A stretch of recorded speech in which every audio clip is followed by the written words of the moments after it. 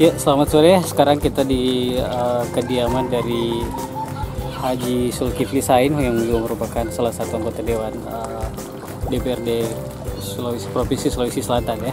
Dan ya, saat ini sekarang kita bersama Pak Haji ya. Selamat sore Pak Haji. Ya, sore Pak. Nah, di tempat ini saya lihat banyak satwa, banyak hal-hal yang menarik di sini Pak Haji, yang mungkin agak sulit didapat di tempat lain gitu. Ini memang adalah salah satu hobi saya, di mana di Sidrap ini kalau orang datang di Sidrap sering menanyakan burung belibis. Makanya melihat keadaan sekarang kayaknya belibis di Kabupaten Sidrap ini kayaknya sudah punah. Maksudnya tinggal berapa persen saja yang tinggal di danau atau di mana saja. Olehnya itu kami mengambil inisiatif untuk bagaimana bisa beternak belibis ini. Semoga bisa, maksudnya populasinya bisa bertambah ya, seperti itu. Di lokasi ini sendiri Pak Haji ada sekitar berapa belibis mungkin yang ini ada sekitar 70 ekor belibis yang kami ternak di sini, dan alhamdulillah ya perkembangannya cukup lumayan juga. Seperti itu. Nah, dari jumlah yang ada Pak Haji, kira-kira ini didapatkan dari mana atau memang sudah diternak dari awal? Ini dari awal, ada sudah jadi anakannya ini yang berkembang terus-menerus sehingga populasinya bisa bertambah seperti itu. Dan ada juga memang liar yang masuk di sini. Karena ini kalau malam dia terbang keluar, nanti paginya datang lagi ke sini. Jadi justru ada belibis yang datang dari luar begitu Pak? Ya, jadi kita tandai itu memang kalau yang dari luar memang antara sekali dia liar, tidak pernah bergabung dengan yang sudah memang alami yang tinggal di sini.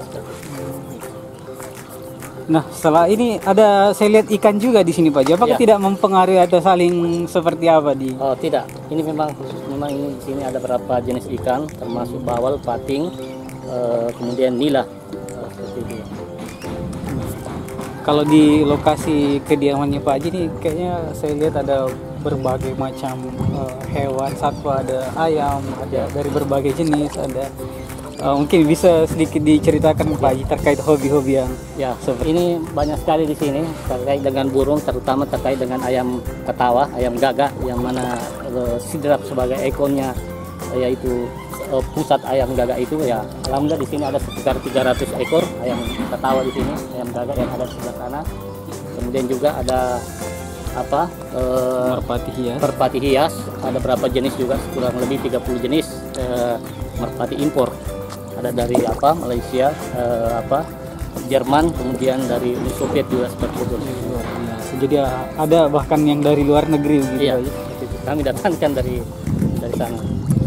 Nah, menurut pemantauan saya dari tadi keliling-keliling di sini Pak ya, selain satwa, hewan-hewan ternak gitu, bahkan tumbuh-tumbuhan yang boleh dikata langka mungkin, yang di luar sana justru kita pikir bahwa tidak bisa hidup di sini, ada di sini gitu Pak. Ya, termasuk di sini yang memang sepengetahuan kami biasa terkait dengan alpukat yang mana biasanya hidup di dataran tinggi aja. Ternyata alhamdulillah kita lihat sini ada berapa jenis alpukat sudah keluar bunga, bahkan itu sudah berbuah, sudah sangat sudah dinikmati buahnya. Itu ada alpukat Mickey, alligator, alhamdulillah kita sudah lihat di sini berbuah. Ternyata bukan dataran tinggi saja, ternyata di daerah kita sini Kabupaten Sidrap lumayan subur. Dan ada berapa jenis tanaman buah sini, termasuk lengkeng juga di sini ya, pada berbuah semua dan sudah dinikmati semua. Nah, kalau yang biasa berkunjung di sini Pak, apakah terbuka untuk umum, untuk kan mengingat ini kan artinya rumah pribadi begitu, apakah misalnya masyarakat yang ingin mungkin menghilangkan penat, sekedar duduk bersantai? Saya kira banyak di sini masyarakat umum, dan seperti anak sekolah saya lihat banyak datang di sini.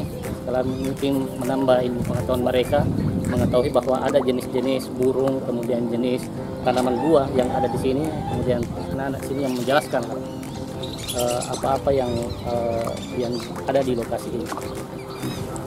Nah, kalau dari hobinya Pak Haji sendiri, mungkin memelihara atau menanam tumbuh-tumbuhan, mulai kapan sih Pak Haji ada hobi-hobi seperti itu? Saya ini hobinya ya mungkin sekitar 5 tahun ini saya gagas ini, termasuk dengan burung merpatinya ya. Makanya saya biasa datangkan itu, kebetulan juga saya sebagai ketua merpati di Sulawesi Selatan ini sering melihat di Pulau Jawa, ternyata ya alhamdulillah di Kabupaten Sidrap ini bisa dikembangkan burung dan tanaman ini. Nah, mengingat Pak Haji kan orangnya sibuk, apalagi sekarang kan sudah di DPR provinsi. Nah, keseharian Pak Haji sih seperti apa ketika mungkin ada rehat atau turun ke daerah atau kembali ke rumah, seperti apa sih Pak Haji Ya, keseharian? kita luangkan waktu saja kalau memang tidak ada rapat, apalagi sekarang masa Covid, ya banyak-banyak tinggal di sini Kabupaten Sidrap ini. Nanti kan kita bahas Covid itu nanti biasa kalau ada rapat kita melalui virtual aja. Jadi seperti itu, tidak terlalu sibuk ini. Jadi memang keseharian selain kesibukan memang lebih banyak di sini Pak Haji. Ya, lebih banyak ini selama Covid ini ya kita sering sini berkunjung di sini, ada beberapa kebun juga, banyak-banyak lah. Apalagi komisi kami, komisi B, yaitu membidangi pertanian peternakan ya. Pas banget begitu Pak Haji ya. Nah, di lokasi ini sendiri Pak Haji ada berapa luasnya, karena Ini lokasi cukup ada luas. 1 hektar lebih dengan sawahnya, ya. Itu tidak tata dan baik, supaya pengunjung juga bisa senang untuk datang di sini. Seperti itu. Ya, ini merupakan salah satu peliharaan dari Pak Haji Zulkifli Sain. Nah, ini merupakan merpati impor. Ya, jadi menurut informasi Pak Haji ini dari Norwegia. Ya, jadi juga ikut dikembangbiakkan di sini.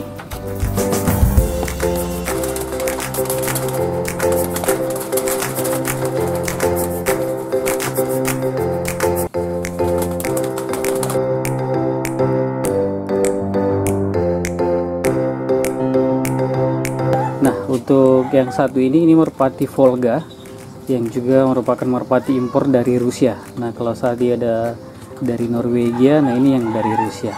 Dan juga ikut dikembangbiakkan di sini, terlihat sudah banyak ya. Dan di kediaman Pak Haji Zulkifli Sain ini sudah berhasil dikembangbiakkan, dan jumlahnya pun sudah tak tanggung-tanggung, sudah mencapai puluhan ekor yang ada di sini.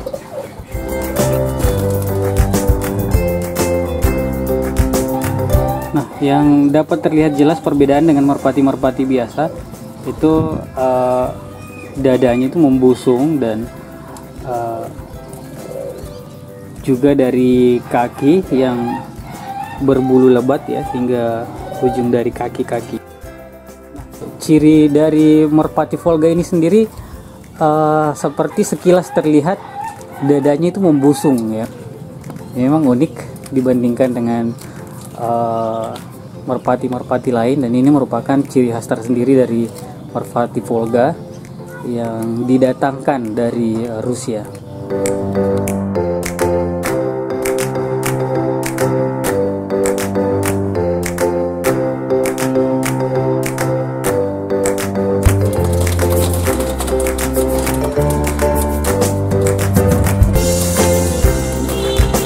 Dia merpati Homer ya Pak Haji? Homer. Pomeranian. Impor juga Pak Haji? Ya, ini dari Jerman juga. Dari Jerman. Ini merpati yang paling besar. Ukurannya memang lebih besar dibandingkan merpati biasa.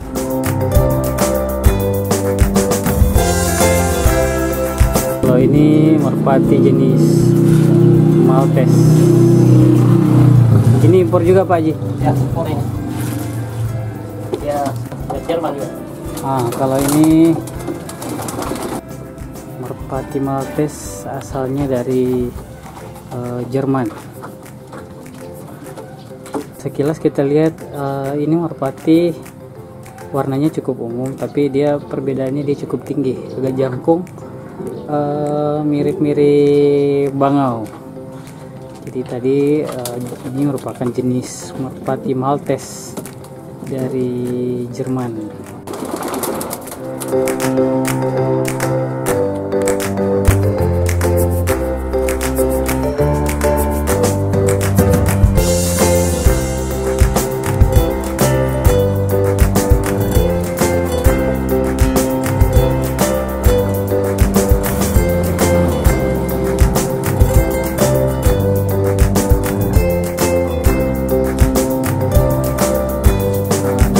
Keriting. Jenisnya Indigo dari Afrika.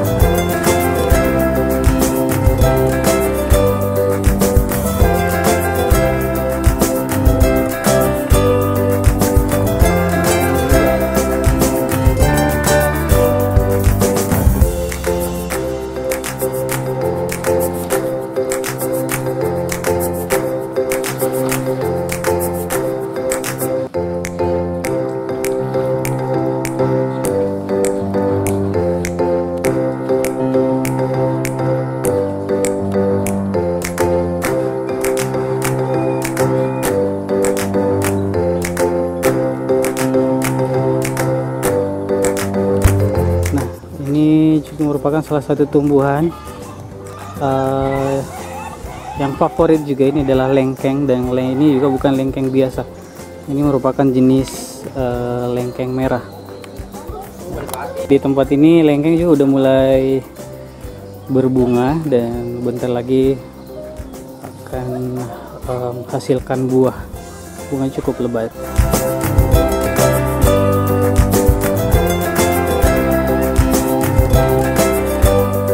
Berhasil. Oh iya, jadi Dia berbuah nanti di batangnya.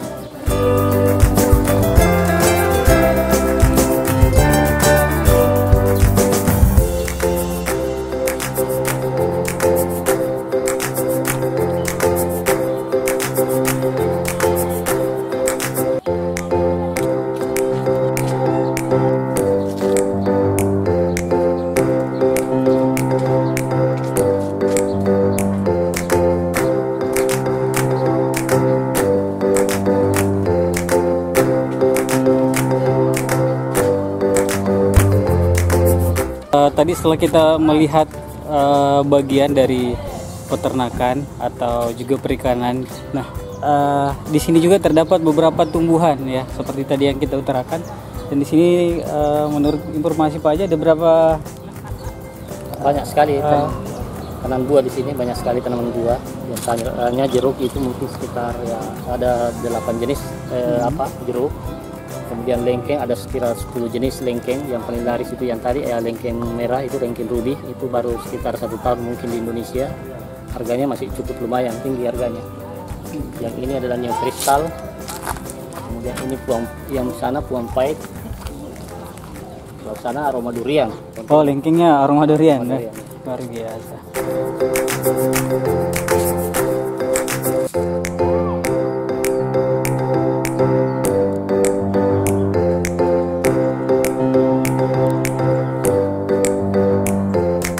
Melo. Ya, Ini dari Thailand juga. Populasi di Indonesia baru masih kurang. Alhamdulillah ini sudah berbuah. Dia bentuknya seperti lonceng. Ya. Oke. Ini lalat buah. Ya. Dia menangkap lalat buah. Kalau jeruk ini jeruk nagami. Ini jeruk bisa dimakan dengan kulitnya. Nah, seperti ini. Langsung dimakan. Rasanya gimana Pak Haji? Ya.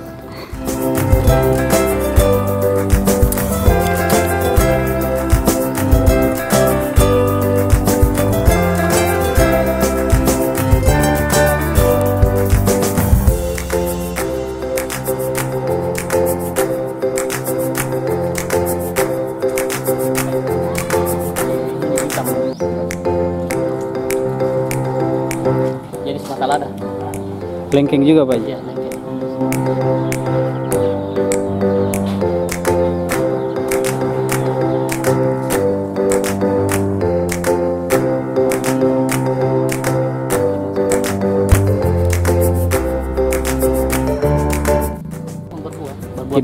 Tidak pakai musim. Oh, tidak mengenal musim.